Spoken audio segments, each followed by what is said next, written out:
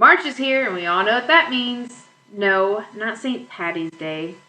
For us, areas that do not have warm weather all year long, it means that it is the first month of motorcycle season. The season of motorcyclists is said to begin with March and run through October, but we cannot only go on motorcycle season to determine when bikers will be out. Motorcyclists love their rides. It's not just a hobby or a favorite pastime for them, it's a lifestyle. Therefore, if the weather is warm, expect to see bikers. In 2012, there were about 8.5 million motorcycles on the road. According to a report done by the National Highway Traffic Safety Administration, in 2013, 4,668 people died in motorcycle crashes, which was down by 6.4% from 2012's 4,986. In 2013, 88,000 motorcyclists were injured, which was down by 5.4% from 93,000 in 2012. Motorcyclists were about 26 times more likely than those in a passenger car to die in a crash per vehicle mile traveled in 2012, and 5 times more likely to be injured. Although some of these numbers are down, they're still not good. For most of you, these are just awful facts and statistics that you will forget after listening to my speech. But for me, I see a face.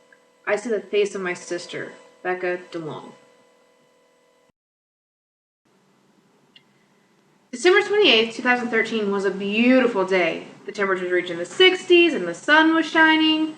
I and my sister's girlfriend, Stacy, were working at our parents' restaurant. It's my sister's Saturday routine to pop in to see us at work. Taking advantage of this lovely day, she decided to ride the 4 miles from her house to the restaurant on her motorcycle. She popped in and talked to us for a short amount of time. She wanted to get some things done before we went out later that evening. And halfway between her house and the restaurant is this little back road that enters her road of travel. Unfortunately, at the time she was going home, so was an older man in an old red Ford pickup truck. He pulled out off of this back road and turned right onto the road my sister was traveling. He didn't see her. That is until he looked up into his rearview mirror. When he did a double take, she was gone. He stopped and looked around and found her and her motorcycle laying in the ditch.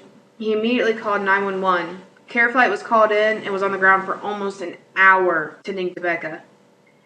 A friend called Stacy to tell her there was some sort of accident on County Road 35. Stacy had not heard from Becca for a while, which was really unusual, so she asked if I would go see what was going on since I was getting off of work anyways. I was confident that it wasn't my sister. She was the most cautious motorcyclist I knew.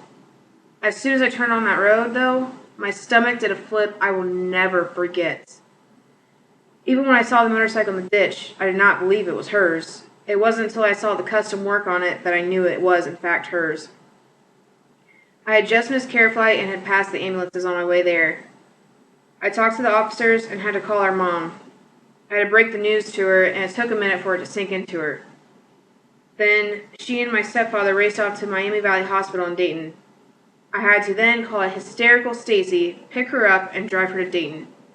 To this day, I cannot explain how I stayed calm that whole time.